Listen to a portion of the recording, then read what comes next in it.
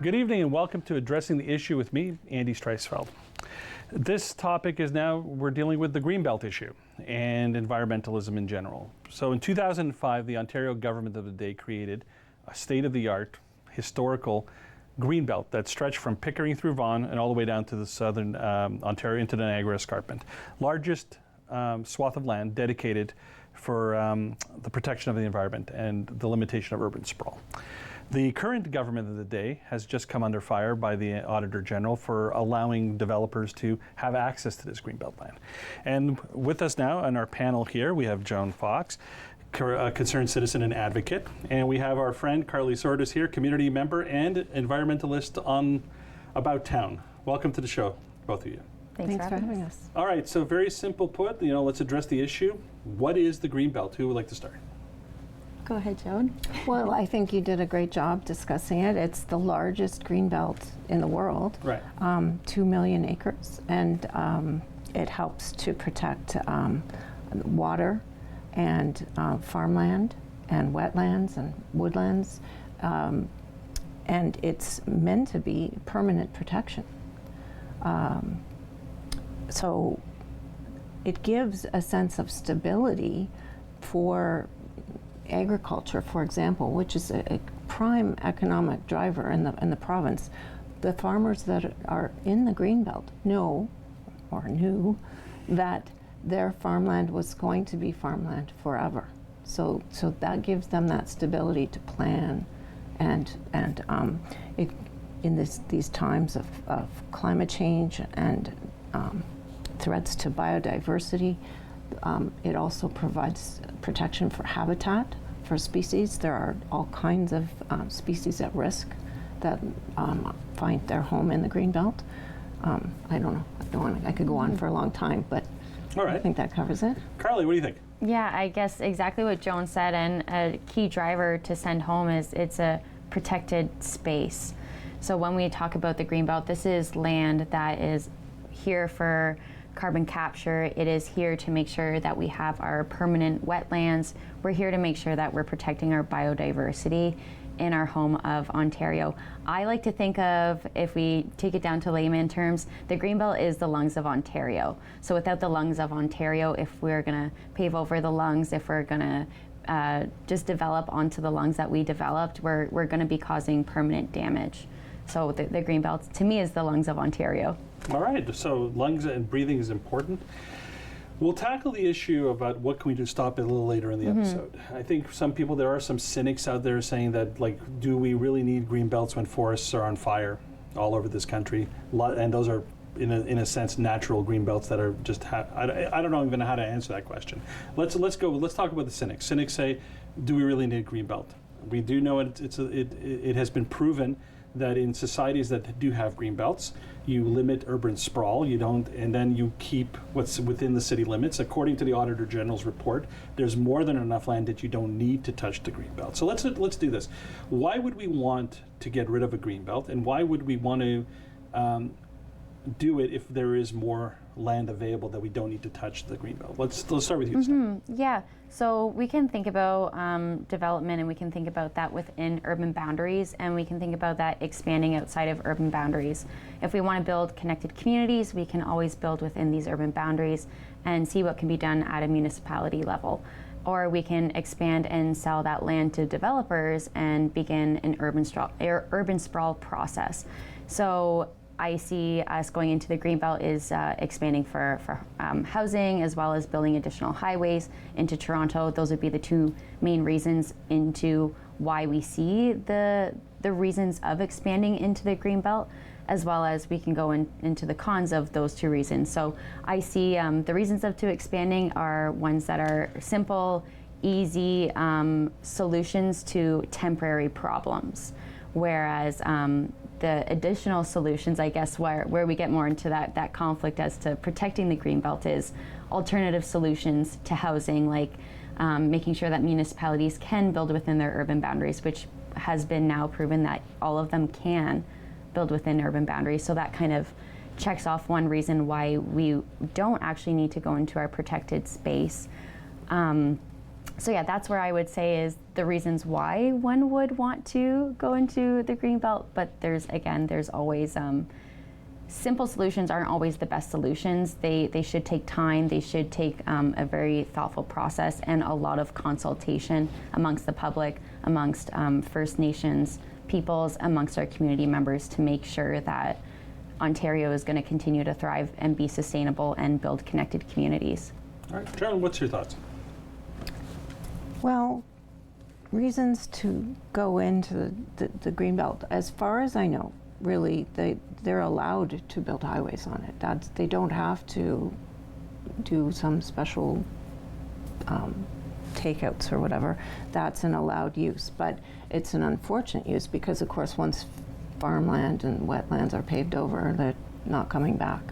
Up until there was the Greenbelt, there were planning policies in place, there was a provincial planning statement, but municipalities were paving over and sprawl was just epidemic. And so there is this need to have farmland.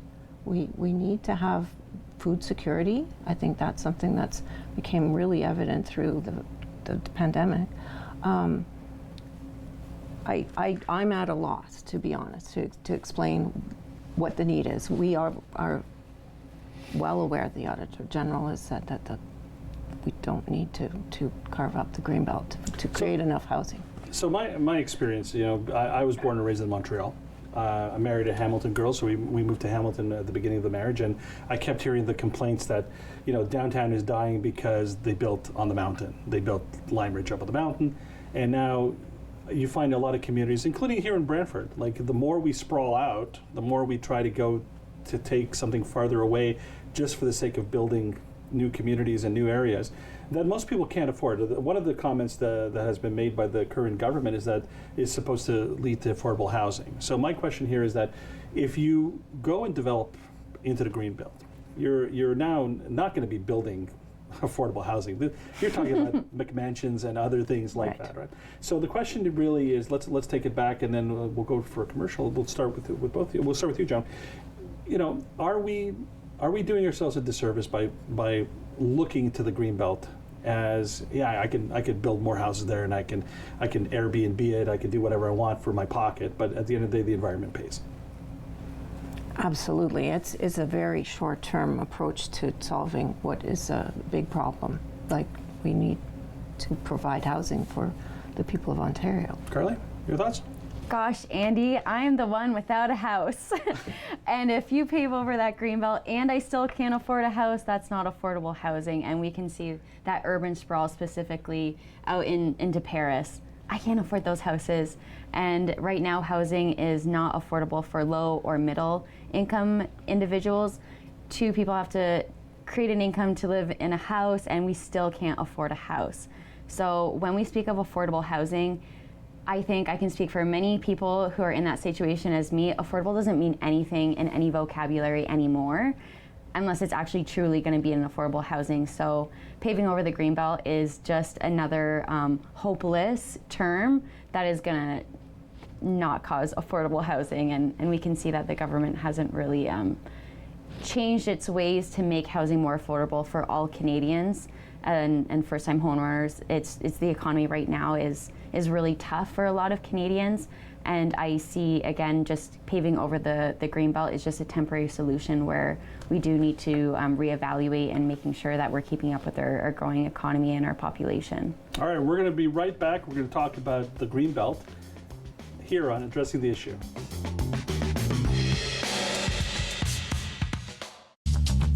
This program is brought to you by Ignite TV. Now you're in command. Visit Rogers.com for more details.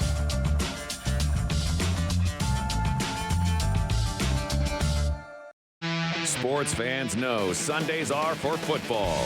That's why you need NFL Sunday Tickets. With NFL Sunday Ticket, you'll get every live game, every Sunday afternoon, all season long. Follow your favorite teams and players live in HD. Order NFL Sunday Ticket and get up to 200 regular season games. Say NFL Sunday Ticket into your voice remote.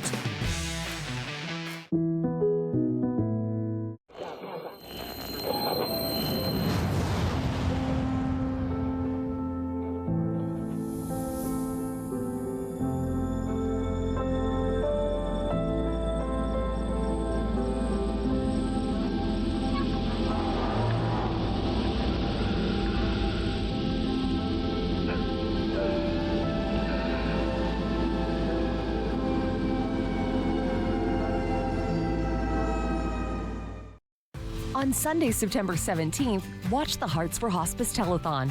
It's your chance to support Lazard and Innisfree Hospice, all while enjoying live entertainment and a silent auction. Sunday, September 17th, starting at 6 p.m. Are you ready for a mouth-watering culinary adventure? Join me on a taste of Grand River. From farm to table, we will explore the diverse food landscape in our community and meet passionate people behind our thriving businesses. So what are you waiting for? Come and join me every Wednesday on Rogers TV, 7 p.m. A taste of Grand River.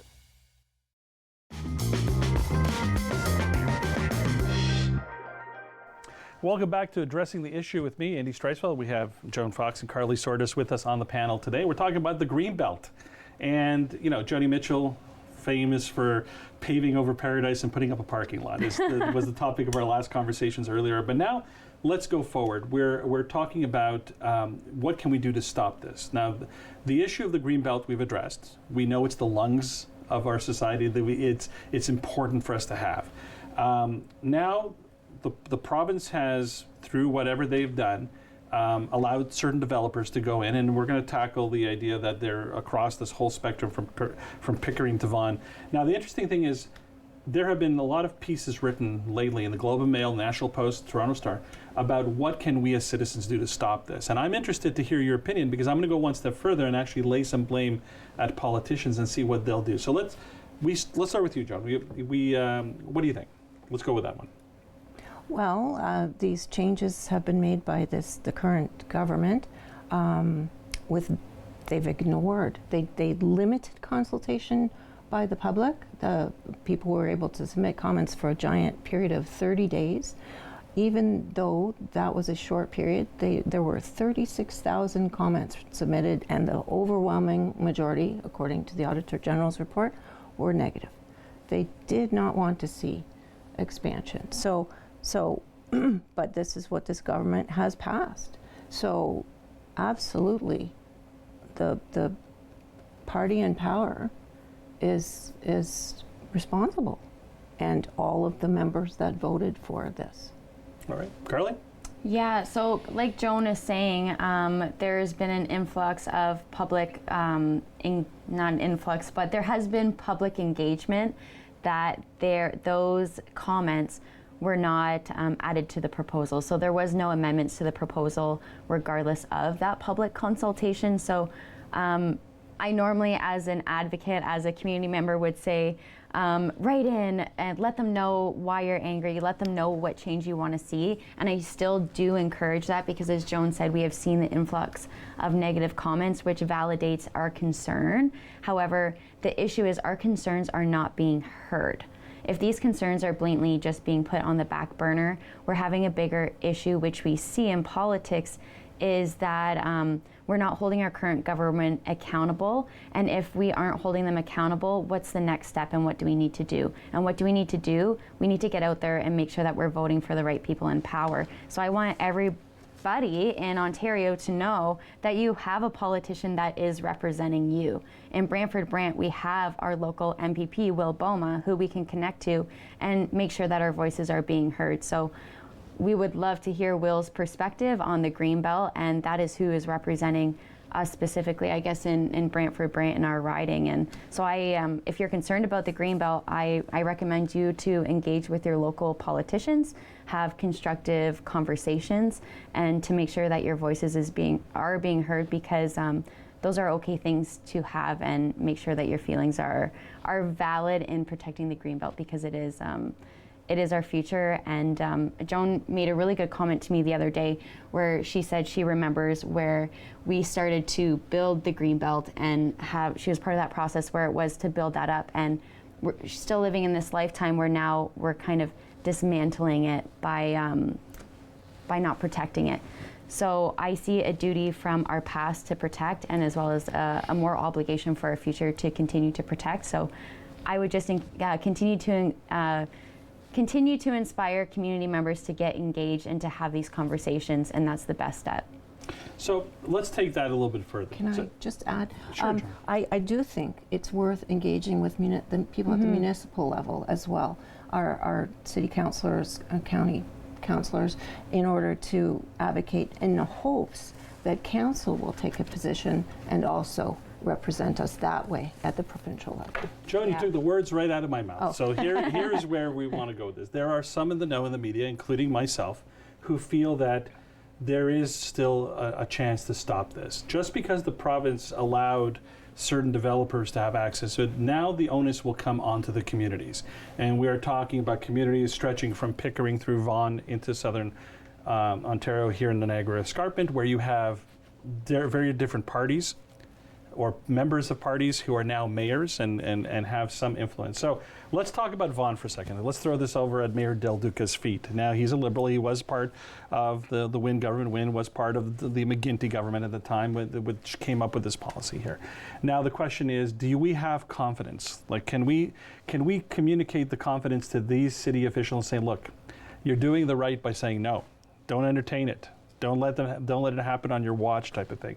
Or are we cynical to know that it's going to happen and really there's no hope and it should be a grassroots? Or can we rely on the checks and balances of city government? So let's have you start this one and we'll get Joan to do it. Yeah, can we rely on said government? I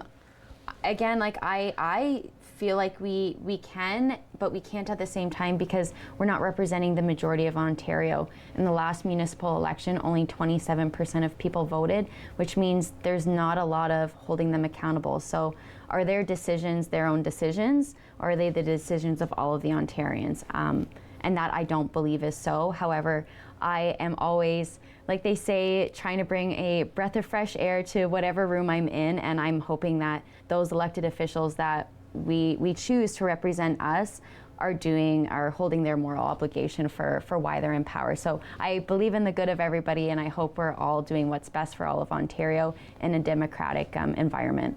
All right, Joan. Yeah, we want to, it is important. We have incredibly responsive council in the County of Brant. We are really fortunate. And so I don't hesitate whatsoever to reach out to my councillors and engage them in discussions. And I would encourage everyone to do that. Get to know your councillors and let them know if you're not happy with this.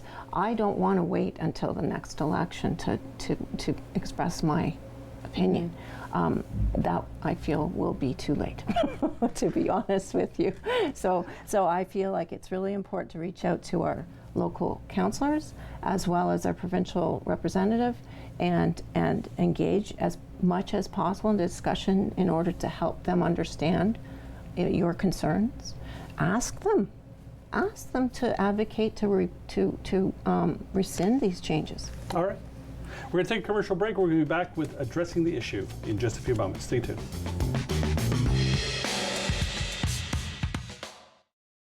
I am Gagweg. My name means everything.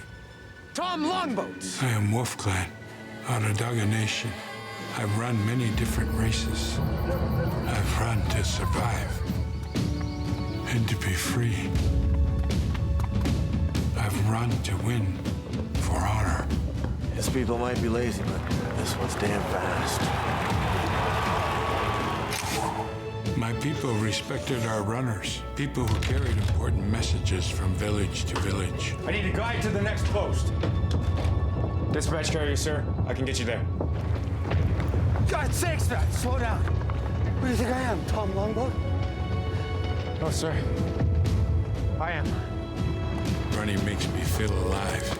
It's everything. Tom Longboat was the first Indigenous person to win the Boston Marathon. He ran his way to international fame and became an inspiration to generations of athletes. I'm Nicole Martin, the proud ambassador for the Comfort Bear program. Comfort Bears provide these cuddly bears to local children who are terminally ill, facing trauma, or battling a serious illness.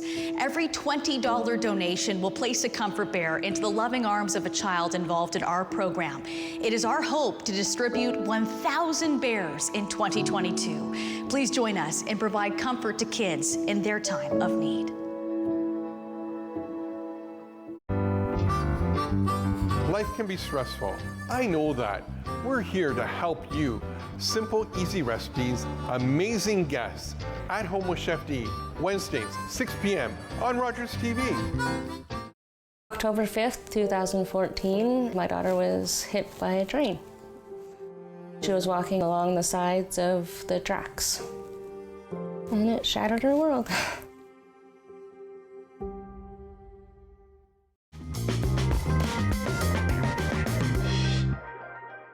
Welcome back to Addressing the Issue with me, Andy Streisfeld. We have Joan Fox, Carly Sordis. All right, so we're coming to the, as they say in horse racing, we're coming to the finish line here. All right. We've addressed the issue from the provincial level. We've introduced it that the municipalities that are affected with the Greenbelt have the say, have the power to do something about it, and we hope we can trust that. And we succinctly have sold the idea that, hey, you know, our memories are short and elections are not that far away. So make the right decision. But now let's come back to us. We're here in southern Ontario. We're closer to the Greenbelt than other people here. So let's ask the question, what are we doing? What can we do here in Brantford to be more aware of this situation, to be more active with the situation? And I think, Joan, it's your turn. Well, just as a concerned citizen, I started up and organized with a few people in the fall to hold a rally in Brantford with very short notice. And we had a pretty good turnout, almost 40 people, and that was part of the encouraging the current government not to break their promise to go into the Greenbelt. And we held a second rally, which was even more successful in December under very horrible conditions. Almost 70 people turned up to that, and we got some local coverage. And out of that, I've created Brantford Brant We Cares, and it's a website, bbwecare.ca, where I try to provide information and updates, and there's a place to sign up for mailing lists so that it will help you be updated on this. And we have signs, the Greenbelt Promise signs that you may have seen around. Happy to help share those around if people are interested. We were at the Earth Day Festival? Yes, at Earl Hague, which was very wet, but also surprisingly well attended, and people are very interested. So we hope it's a very grassroots effort, but we hope to engage with people and get them understanding and working together. I think that's the best we can do. Carly? Mm-hmm. I had like a quote stuck in my head as soon as Joan was speaking, and it's kind of foggy, the quote, I can't exactly remember, but the point we'll drive home is, as a person, you can create change. As a government, you can create change, but to create the biggest changes within a community. So I guess that quote popped up as soon as when you said it's just a grassroots, and in my head I'm like, just a grassroots? That's where like the change is gonna happen. So exactly that, like getting involved and finding your people and showing up. There's a community out there to help protect the Greenbelt in all municipalities, because it's not just if it's going through certain municipalities that said Greenbelt, however, it's affecting all of Ontarians. So get involved, especially Brantford Brant We Care is a big community that is flourishing in Brantford Brant. And leaving this, this discussion tonight, I want to make sure that this information is trickled up and trickled down. So we're trickling up to the government, making sure that we're holding them accountable, but also trickling down to everybody at home. As one person, you might not feel like you're making a difference, but you can make a significant impact on your community. So building that community, getting connected, talking amongst one another is the best way to get involved, as well as these amazing community organizations that we have. All right, well listen, I'm gonna be very naive here and people are probably going to criticize me for it, but it's okay. I'm a big boy, I can take it. So we don't know what's going to happen with the Greenbelt. We hope that municipalities are smart and they'll push back and they'll say, no, just go back and do what you need to do. But let's say the Greenbelt is touched. All right. And we wait for another government who will be more responsible to fix it. But in the meantime, what can we as citizens do at home, in our community, to make up? In my business, I'm in recycling. And people talk about carbon emissions and we offset, where one spends too much, the other one spends less, and they balance out the carbon emissions to make it neutral. So what can we do to negate the mistakes? It seems that developers only want to care about one thing about themselves, and that's their pockets, and that's fine. And the idea that they're going to try to do this for affordable housing, you tell me if a McMansion over in the Oak Ridges Moraine is going to sell for something cheaper than Brantford, I'll go buy one myself and give it to you. Now, in the meantime, Thank you, Andy. You're welcome. But in the meantime, what can we do at home in our community to negate it? Is there an offset to? And let's see, you go first. Yeah, sure. Always the best place to start is calculating what your carbon footprint is and how much carbon you as a person contribute into the economy, and seeing how you can mitigate that. Is that recycling at home? Is that getting involved with growing your own food? And is that engaging in local politics and organizations? So multiple things you can do to make an impact as an individual in your home. You can watch that your carbon footprint decline over time, as well as making sure that you're building these connections amongst your community. Getting involved in the community gardens, you're giving so much to these gardens and you're getting so much in return, and that's just I see how our community can work as one big system to really offset that carbon footprint as well as an individual. Before we go to you, I'll tell you that I'm a slave to my garden at home. I'm carrying on my tomatoes every day. It's like I'm fixing vines and all this stuff. Yeah. It's going crazy. Joan, with you? So I agree. I think a really big thing you can do yourself is to talk to your friends and neighbors. Help them understand these things. Once you learn, help them to understand. And then as far as actions, I guess, we want to, if you're looking for a new house, maybe try to find a house that's within an existing community. Mm-hmm. You want to, limit your emissions. That's a really great way to do it. Look at trying to advocate for, walkable communities, but the best way is to move into a neighborhood that is walkable. Live the example, I guess, is the best way I could say it. Live within our means and live with the idea of the future of the environment. This is a great message. Joan Fox, Carly Sodders, thank you very much for being on the show with us. If you like what you see, and we do encourage you to tune in every Friday at 6:30 to watch the show, I'm also encouraging you to drop a message somehow, some way here at Rogers TV, and let us know if there's any other issues that you wish us to address. Until then, I wish you a good evening and stay safe.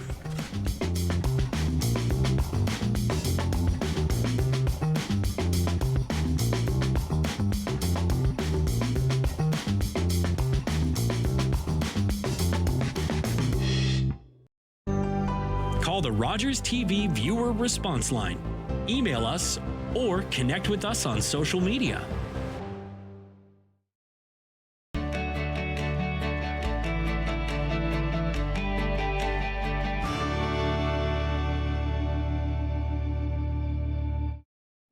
Are you ready for a mouth-watering culinary adventure? Join me on a taste of Grand River. From farm to table, we will explore the diverse food landscape in our community and meet passionate people behind our thriving businesses. So what are you waiting for? Come and join me every Wednesday on Rogers TV, 7 p.m. A taste of Grand River. Everybody knows not to drink and drive, but some people still think it's okay to take drugs and drive. Police have the authority, the ability, and the tools